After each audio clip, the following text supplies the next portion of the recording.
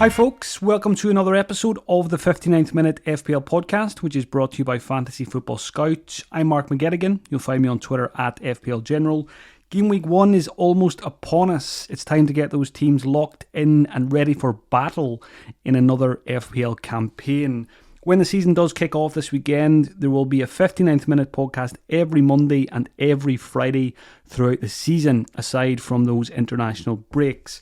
Make sure you hit subscribe or follow wherever you're listening and leave a review if you get a chance as well. This episode will consist mainly of listener questions, which will cover most of the hot topics going into the new season. I'll talk you through my latest draft as well and the other players that are on my mind as we approach the first deadline of the season. Remember, it is a Friday deadline for Game Week 1. Don't get caught out. It's actually a Friday deadline for the first 4 game weeks of the season. This week is your last chance to take advantage of the Fantasy Football Scout 30% preseason discount. There's a link for that in the show notes. It's also a great time to sign up to my Patreon to get yourself extra podcasts every week, as well as live streams, Q&As, Discord, and team reveals. If you missed last week's episodes, it covered my golden rules and overall strategy for the season. It's a good episode to listen to before the weekend if you have time. Let's get straight into it. FPL Sponge came at me with 3 great questions. I couldn't just pick out any one of these. I had to answer all 3. The first one is, who is the best 6.5 million midfielder? A. Mbeumo, B. Eze, or C. Mitoma? I know a lot of people, like myself, are really struggling with this decision. Some people will probably end up with 2 6.5 midfielders. Some might go an extra step and have all 3. Sometimes if you can't decide between A or B, sometimes it's best to just get 2 of them. So my order of preference on this has probably changed quite a few times during pre-season. It's probably still going to change right up until Friday. Mitoma has been in most of my drafts. I think it comes down to probably having a good time with him last season. Maybe that's not a good reason to have him in my team this year, but more so I rate Brighton the most compared to Brentford and Crystal Palace when it comes to the quality of the team he plays for. I also really like the first 3 fixtures for Mitoma over the others as well. I know Mbeumo also has good fixtures. He's got possibly penalties. I think there's a good chance he'll be the Brentford penalty taker in the absence of Ivan Toney. So that kind of bumps him up. And then you've got Eze, who's probably going to be the Crystal Palace talisman, stepping up now that Zaha is gone. He's probably going to have penalties as well. So it's a really, really tricky decision. There's kind of pros and cons for most of these guys. But at the moment, I'm leaning towards Brighton's Mitoma. And it mostly does come down to that Brighton factor that I really fancy them to have another big season. And I really like them short-term fixtures as well. Maybe it's a case of Mitoma for the first 3 game weeks. And then if Mbeumo or Eze are performing well, maybe you jump off to one of the others. But I could honestly land on any one of these 3. Once it gets to Thursday night, Friday morning, once that Game Week 1 team needs to be locked in, I know I'll probably be panicking on which 6.5 million midfielder to go for. But most likely, if the deadline was in 5 minutes' time, I'd be on Mitoma as my first choice. I'd probably just about have Mbeumo as my second choice. And then Crystal Palace third. And again, it's probably, in terms of the teams, I rate Brighton the highest, probably Brentford then next, and Crystal Palace a little bit lower. But hopefully all 3 will be good options for us throughout this season. Next question from Sponge. Who's the best Arsenal midfielder? Sponge understands why Saka and Martinelli are popular, but is Odegaard being overlooked? This is something I've been giving a lot of thought this week. Odegaard wasn't really in any of my drafts throughout pre-season. But then when Gabriel Jesus picked up the injury, it got me thinking more about Martinelli versus Odegaard. Saka for me is a no-brainer, an easy pick, absolutely locked into my Game Week 1 team. Not going to overthink that one. But then I think Martinelli versus Odegaard, the dilemma I'm having is Martinelli is 0.5 million cheaper. I do think he's more of the goal scorer compared to Odegaard, who's probably more about assists, although both of them performed pretty similarly in terms of numbers last season. The dilemma I'm having is I'm quite keen to keep 0.5 million in the bank going into Game Week 1. So if I go Odegaard's, I might not have the 0.5. Whereas if you go for Martinelli, you have that little bit of extra cash for future transfers. So I also haven't ruled out going for 2 Arsenal players instead of 3. I've had 3 in almost every draft so far, but maybe it's a case of not going Martinelli or Odegaard and just going for Saka and Gabriel at the back, and then leaving the door open for a Martinelli, an Odegaard, a Havertz, a Trossard, maybe even an Nketiah. Maybe it's a good idea to see who emerges over the first couple of game weeks. So that's something I need to decide on over the next couple of days as well. But I do think Odegaard's been overlooked. I do think he's a very good FPL pick. He's still on my watch list. And there's every chance I go Odegaard over Martinelli, because I do have slight concerns about Martinelli's minutes, where I don't really have any with Odegaard. So there is a chance I spend the extra 0.5 and go Odegaard over Martinelli. Let's face it, the way I play the game, I don't take too many risks. I like my minutes, and Odegaard ticks that box more so than Martinelli. So Odegaard, yes, he's been overlooked. He's a great option, and I'm sure we'll see him in a few more teams as we get closer to the deadline. So at the moment, I think I'm on Saka, Gabriel, Martinelli. Martinelli could change to Odegaard, but I'm also open to going with just 2 instead of 3. Final question from Sponge. Do we play FPL for minutes or for points? Are high upside players like Foden, João Pedro and Trossard worth the rotation risk?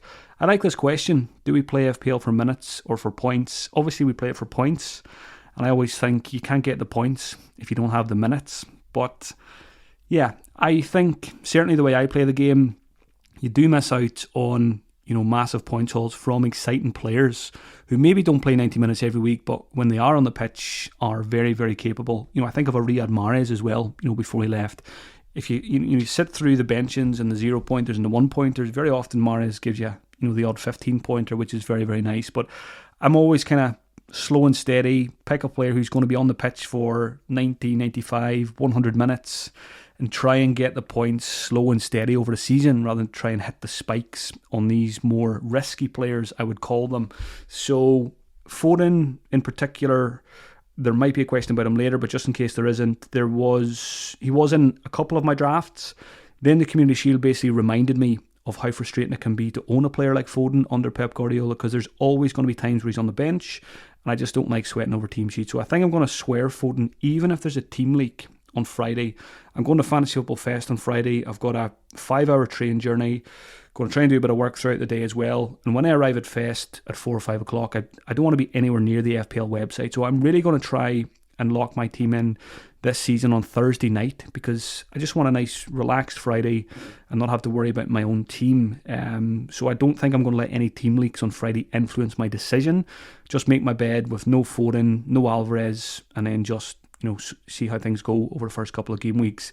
Trossard, to me, again, probably not worth the risk, given that there's no guarantee that he starts, a bit like Foden. Next question is related to João Pedro, so I'll cover him there. From Peter Fitzpatrick, he says, how do you see João Pedro as a pick? I've completely ignored him up until about 24 hours ago, maybe 48 hours ago. It's got to the point now where I don't think you can ignore João Pedro anymore, even if you're someone like me and you're very kind of strict in the way you pick your Game Week 1 teams. I'm looking at Mitoma as my 6.5 midfielder. Am I 100% confident that he's going to have a big couple of weeks? No. So I'm asking myself the question, could I save $1 million by not going Mitoma, not going for any 6.5 million midfielder, and maybe going for the 5.5 price João Pedro, who has a very good chance of being on penalties, club record signing, could just get lots and lots of minutes, and obviously lots of points to go with that. So João Pedro has made a very late, he's joined my watch list very late in pre-season, and I am now considering him.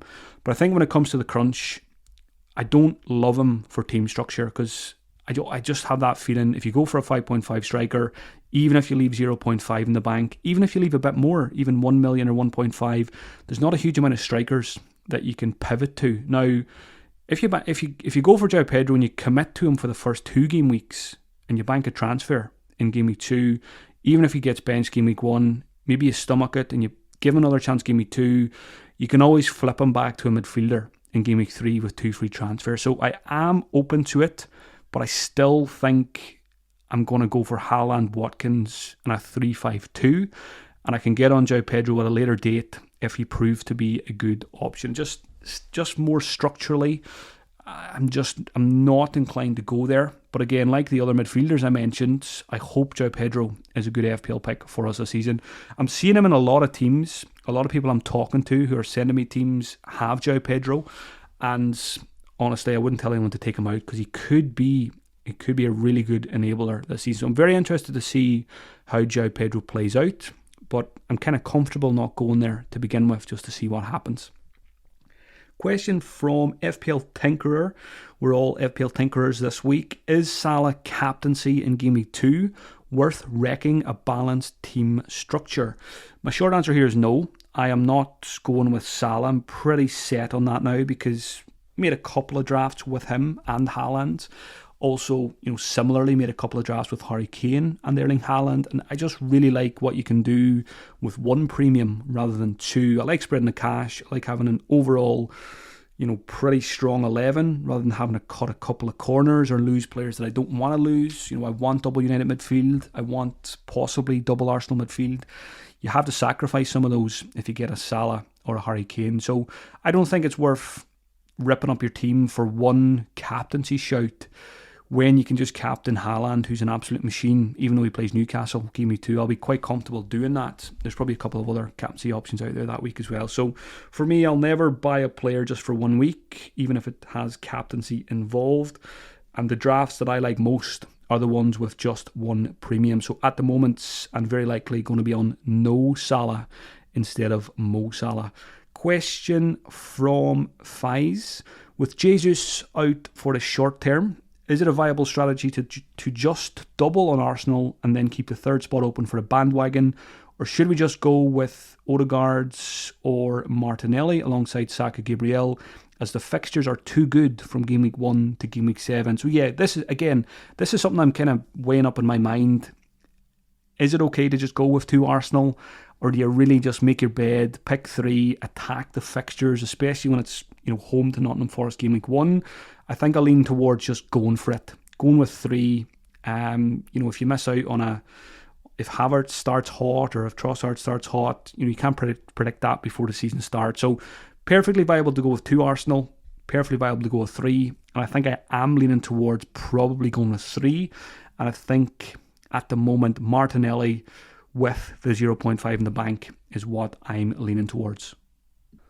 Next question is from George Butters. Good question about penalties. How much weight should being on penalties actually carry when assessing assets? We all seem to use them as a big reason for an asset over another, but how many penalties are they actually going to receive over a period in reality? So this kind of sparked me into doing a little bit of research. There's not a huge amount out there on Premier League penalties, but there was one website in particular that was very handy with kind of historical penalty records for teams more so than players. So this kind of helped me get a better understanding of how I should approach penalty takers. I've always been kind of very loyal to be penalty takers in the Premier League when it comes to FPL, because to me it feels like 3 points almost. A Saka can have a 1 out of 10 performance, or a Bruno can have a 1 out of 10 performance, get a yellow card, be absolutely terrible in the game, could score 2 penalties because they're won by other players. So just some information that you might find useful. Over the last 5 seasons, this is the number of penalties in total in the Premier League. Last season there was 98 penalties. The season before that there was 103. Then there was a bit of an outlier, 124. That was a COVID season, and I think it might have been the season where there was new rules about handball and stuff, so that was a bit of a messy one in terms of penalties. Before that, 92, and then 5 seasons back it was 103. So overall you're looking at roughly 100 penalties in total over a Premier League season. And just looking at last season as well, there was 98 penalties, 74 were scored. The season before that, of the 103 penalties, 85 were scored. And I look back a little bit further, just a few other bits and pieces of information that stood out to me here from looking at these penalty figures. Last season, Man City had 10 penalties, Brentford had 8, so that was good news for Ivan Toney and Erling Haaland. Arsenal and Liverpool had 4 penalties each.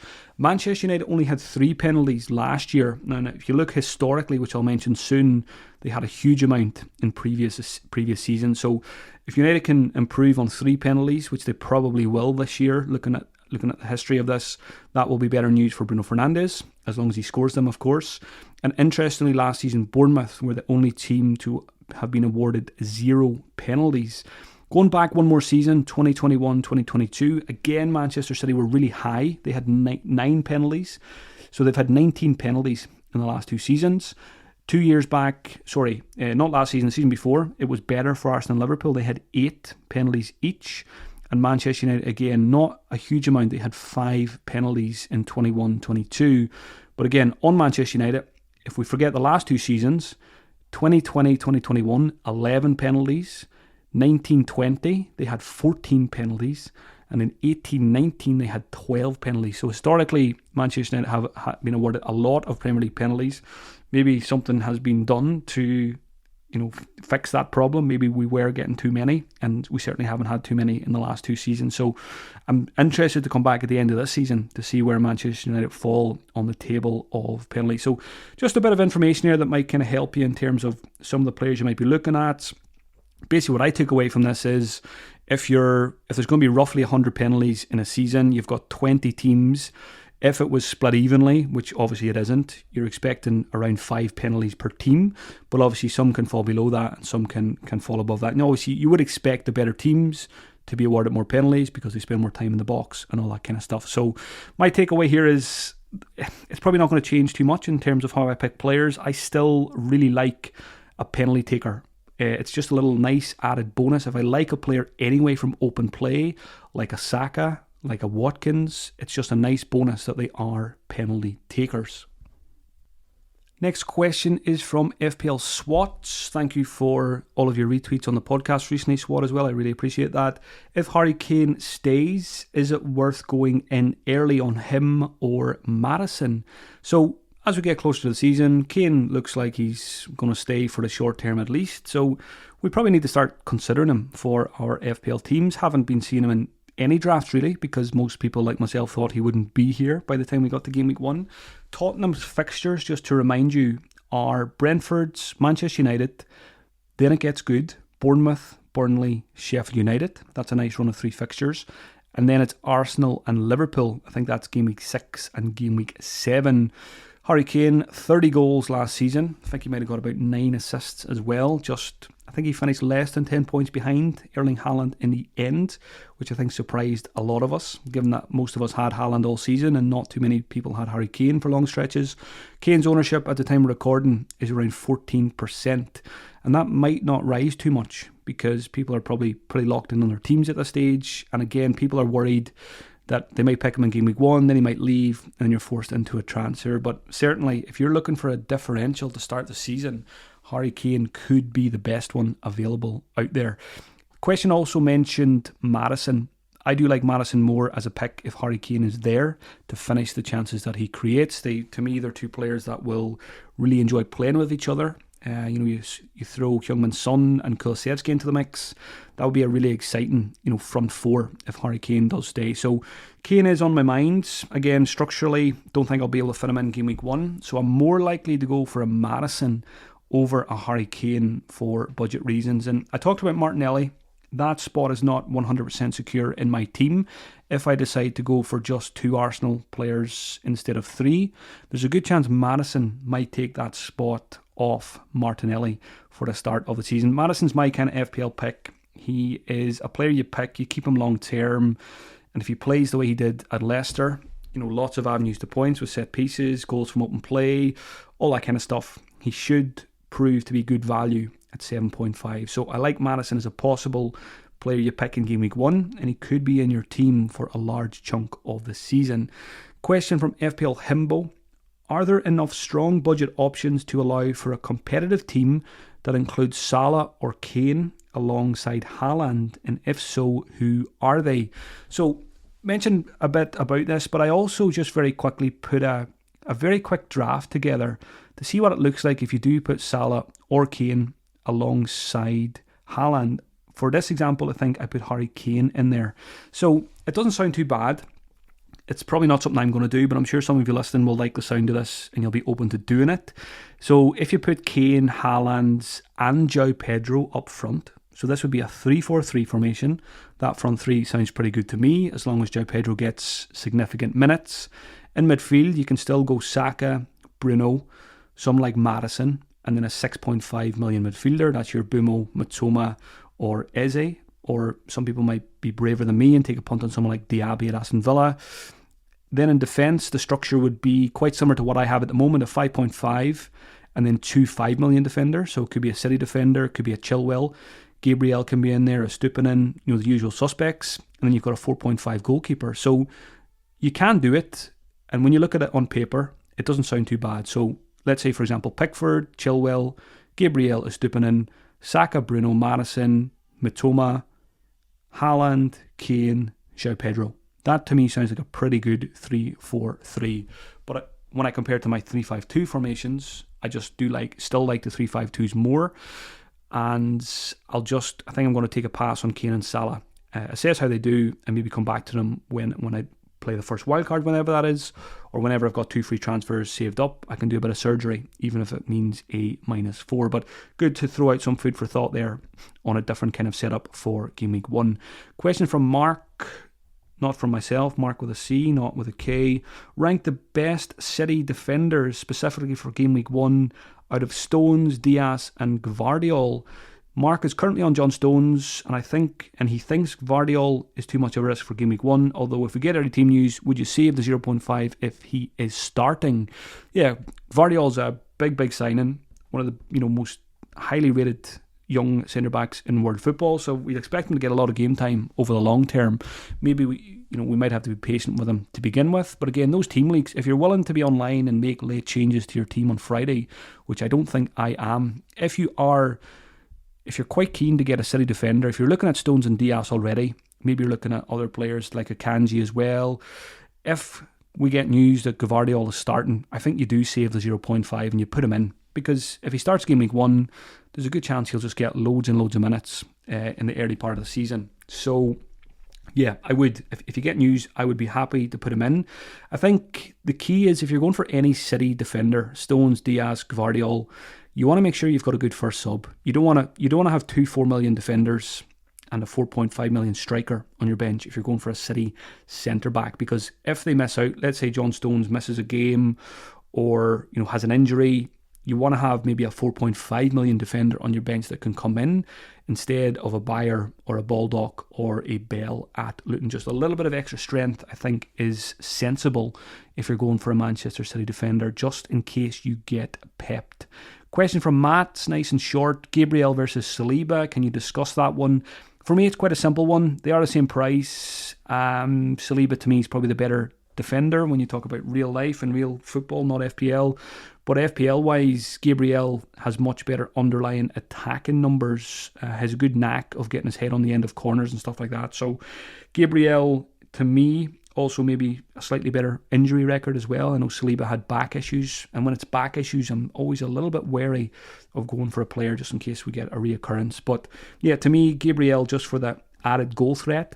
Again, if I seen Saliba in a team that I was looking at, I would not tell anybody to switch to Gabriel. I do like Gabriel better, but that doesn't mean that it's going to play out that way. You never know. If Saliba can add a goal or two to his game, he could turn out to be the highest scoring Arsenal defender. So Gabriel for me, Saliba, absolutely fine pick also. Question from Stephen Hunt. I'm stressing about having no Liverpool players in my squad, but I really can't afford Salah. Is Jota too much of a rotation risk despite his good pre-season? So I just get the fear when I think about Liverpool attackers aside from Salah. Salah's pretty safe. When you've got Darwin, Jota, Luis Diaz, the new guys, there's a lot going on there. Again, I'm not very good at maths, but I know 6 doesn't go into 4 or 5 doesn't go into 3. If you've only got 3 attacking positions, didn't even mention Gakpo there. There's so many options and I just don't like it. Give me a player like a Madison who's going to play every week, and I'll pick them all day long over players like Luis Diaz or Jota or Darwin, because I don't want to worry about the minutes. Maybe after a couple of weeks, if there's a pattern and someone is getting a lot of minutes or someone else is injured, then I'll absolutely go there. But to begin with, Game Week 1, I don't want any of my players to be benched in Game Week 1. And I think if you go for a Jota, Diaz, Darwin, you're setting yourself up for a bit of frustration as soon as the season starts. So for me, I will always lean towards the players who I'm confident of getting start. So if I was forced to get a Liverpool player, Liverpool attacker, I would be finding the cash for Mohamed Salah. Question from Miles Lamberts. Am I crazy for being tempted by Buendia? Not crazy, but when you've got those others like Bumo, Eze, who probably have penalties, when you've got, I still like Matoma, Solly March is getting overlooked, playing for a very good Brighton attacking team. Buendia, we've got a lot of history with Buendia in FPL. We've got a lot of information. And when I think of Buendia, I think of early substitutions. I think of benchings. So until I see a really good run of starts, I don't think I'll be going there. There's also a bit more competition in the Aston Villa attack now with the new signings. So I don't think it's a risk you need to take. If I was taking a risk on a Villa attacker, I think I'd go Diaby instead of Buendia. Question from Stephen McElkenny. We need to talk about Jared Bowen. Stephen says he's unsure on him due to the lack of signings at West Ham, but Bowen had some good pre-season form and he's guaranteed a start. Do we go there? I like Bowen as an option. I've kind of been weighing him up along with the 6.5 million midfielders all throughout pre-season, but when I had a little bit more of a look at the fixtures just this week, it did temper my expectations a little bit. I think West Ham have 5 tough fixtures in the first 8 game weeks. They have, the tough ones I think are Chelsea, Brighton, City, Liverpool and Newcastle. Now they do have some good ones in there. They've got Bournemouth game week 1. They've also got Luton game week 4 and Sheffield United game week 7. But when I look at a set of fixtures, when I see 5 tricky ones out of 8, I'm not too keen. So I do prefer some of the others that we mentioned earlier. Really do like Bowen as a differential, but the fixtures are going to push me away from him to start the season.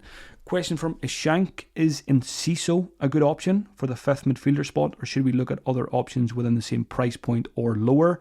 When it comes to midfielders at Enciso's price tag and lower, I think Enciso's 5.5. I don't really like any midfielders under 6.5. I don't even think there's much at 6. You could go a Gibbs White, but even there, not overly keen. I think you're better finding 0.5. I think the 6.5 bracket is pretty stacked with good options. So Enciso, for me, it's been the same all season. Players like Enciso, Ferguson, too much rotation fear for me with Brighton, with Europe, with them being so young. I don't have as much worry about the likes of Solly March or Matoma or Estupinan. So I also don't want triple Brighton because the fixtures are good short term, but once you get to game week 4, game week 5, it gets trickier. And I don't want to have triple Brighton by that point. So I'm quite happy to just go with Estupinan and possibly Matoma and not go for a third Brighton asset. So for me, Enciso is an avoid because he's in that category of, could this player be benched game week 1? Yes. No, thank you. I just keep it simple when it comes to those kind of players. Question from Marcin. Calvert-Lewin, hot or not for the first 5 game weeks? Just don't think we can trust him in terms of fitness. I think there was a few comments just a few weeks ago that he wasn't fully up to speed. He might be now, but again, it's also an Everton striker. How many goals are Everton going to score this season? Probably not a huge amount. So for me, Calvert-Lewin is, again, an unnecessary risk. Let's see some fitness. Let's see some goals. And then maybe we go there, but I will be avoiding Calvert-Lewin to begin with. That's it for the question section. Thank you to everyone who sent them in. If you do want to get your question featured on the pod this season, keep an eye on my Twitter at FPL General. I put out a tweet most Sunday evenings and probably Wednesday or Thursday for questions for the pod. Moving on now to my latest draft. This one has 0.5 in the bank. I'll go through what my current team looks like, and then I'll talk about some of the other players that are giving me headaches as we approach Friday's deadline. Goalkeeper situation. Good to see Turner joining Nottingham Forest. I think he's the best goalkeeper for the bench now at 4 million. Areola can be removed and Turner can be stuck on the bench. At the moment, Sam Johnston at Crystal Palace is my goalkeeper pick. Guetta is trying to leave the club. So basically there's no other goalkeepers at Crystal Palace that are going to threaten Johnston's minutes. He's Roy Hodgson's man anyway. He's had a lot of faith in him in the last season or 2. Johnston, kind of perfectly designed, I think, as an FPL goalkeeper for possible saves and bonus points. He's a good keeper. He's done it before. I think he had a very big season. He might have got about 140 points. Maybe it's 2 years back or 3 years back. So he got some pedigree when it comes to FPL. Question is, do I really want a Crystal Palace goalkeeper? So I don't think I'll go down the route of having 2 4 million goalkeepers like we did last season. I just don't like Turner's fixtures that much at Nottingham Forest. I also don't think I'll go down the rotation route. Although if you do go for someone like a Pickford and a Turner, I think they do rotate quite nicely. So look into that if you're open to goalkeeper rotation. But at the moment, I'm on Johnston as my set and forget starting goalkeeper, and Turner's on the bench if something goes wrong. I think I'd just start Johnston even in the trickier fixtures. But again, goalkeepers, probably going to be the last position I settle on. Like I've said before, I find it the toughest position, toughest pick in this pre-season. So Johnston and Turner in goal. Defenders haven't changed too much recently. Gabriel and Estupinan, almost definitely going to go with those two. The third spot is up for grabs. It could be a City defender, but it's currently Ben Chilwell.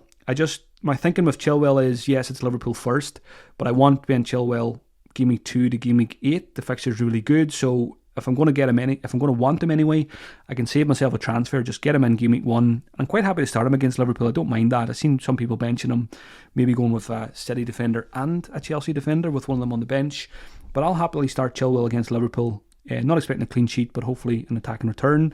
If he gets a 2-pointer, I don't care too much because I'm buying him for Game Week 2 to Game Week 8 rather than Game Week 1 anyway.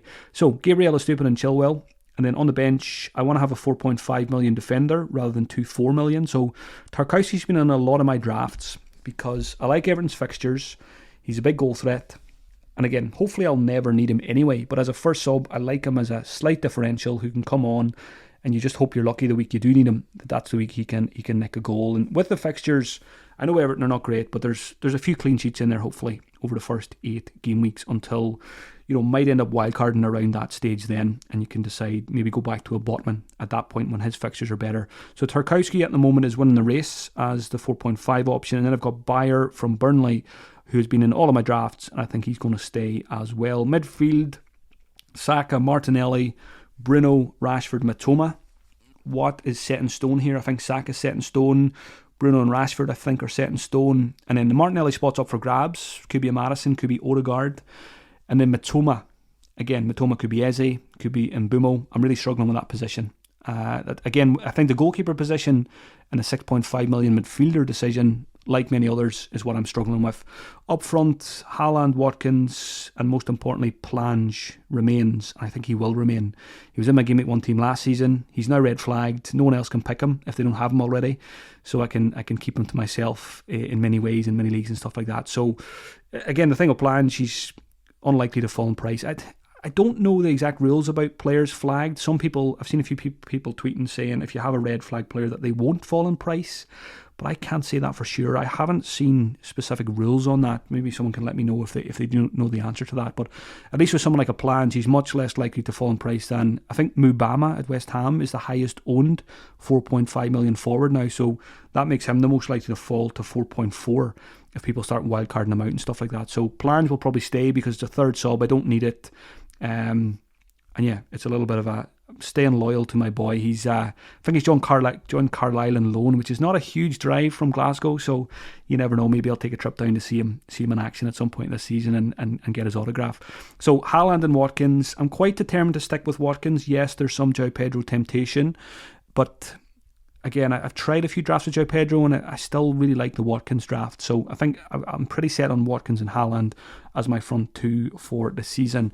Now, a few bullet points here to go along with this draft. I've mentioned Odegaard over Martinelli. I'm going to weigh that one up. Madison and João Pedro have joined the watch list late in the day. Do I take Watkins out? Manchester City defender versus Chilwell, or what about Ederson? I've had some slight temptation to go Ederson, but I don't think that will happen. I think I'm going to swear Foden because I want to lock my team in on Thursday night so I can enjoy Fest on Friday. I do want to try lock my team in 24 hours before the deadline, because I always feel like if you're tinkering on the Friday of the deadline, especially if you're tinkering very close to the deadline, you can get flustered, you can make bad decisions. I'd like to have a clear head on Friday, and unless there's a major injury or a major signing that changes things on Friday, I'd like to have my team set the night before and just have a stress-free Friday, and whatever will be, will be. Big question mark, no Liverpool, no Trent. I don't think I've mentioned him on this podcast so far until the end. I'm not going to say definitely not just yet, but again, like the Salah drafts, the Trent drafts that I've made, I'm just not overly keen on them. And I'm not hugely confident in Liverpool clean sheets. And I think, with a Chilwell instead of a Trent, 2.5 million, you can do a lot with that cash. And I don't really want to lose any players that I've mentioned to get a Trent. So I love Trent. I've had him in my team very, very often. And I'm ready for paying if he does well. But there's many, but there's a lot of different ways to play this game. You can't really go into a season fearing any one player. I don't fear Salah. I don't fear Trent. I trust the team that I'm picking, and we'll see what happens. If we need to adjust after a couple of weeks, so be it. We've got a wild card in the worst case scenario. So looking like no Liverpool for me to start the season. And then I mentioned already Mitoma versus Bumo versus Eze versus Bowen, but I think I have removed Bowen from my watch list today after looking at those West Ham fixtures. So that's where I'm at. I'm sure a lot of you are pretty similar, a few similar decisions, goalkeepers, fifth midfielders, all that kind of stuff. Do we go João Pedro or not? Do we go Liverpool or not? But yeah, nothing too crazy. You won't get any shocks when you see my team after the deadline on Friday. Just before I wrap up the podcast, a quick mention of the Gameweek 1 captaincy. I will mention captaincy every week on the podcast, not that there's much point when Erling Haaland has a good fixture. Erling Haaland will be my captain for Gameweek 1 away to Burnley, unless we get news before the deadline that he's not starting, and then I would probably just flip it to Saka, who's at home to Nottingham Forest. So I think Haaland is the number 1 captaincy candidate this week, and I'd probably put Saka second because of the fixture. Elsewhere, if you want to be crazy in Game Week 1, which I do not recommend, Rashford and Bruno are at home to Wolves as captaincy candidates. Kane, if he's still there, is away to Brentford. And Mohamed Salah, if you're going there, is away to Chelsea. But yeah, certainly Erling Haaland, captain, would be my recommendation to start the season. All I'm left to do now is wish you all the very best of luck for the 23-24 season, and I hope you tune in each week for some tips and guidance on how to navigate the campaign. If you're going to Fantasy Football Fest in London on Friday, make sure you come say hello. I'm sure I'm going to be tortured with a few rate my teams before the deadline, but once we get to 6:30 there'll be time for beers and all that kind of stuff. I'll be back next week with 2 episodes, midday on Monday and after the pressers on Friday. So make sure you hit that subscribe or follow button, and do check out Patreon as well to see if it's something that interests you for the new season. Talk to you next week.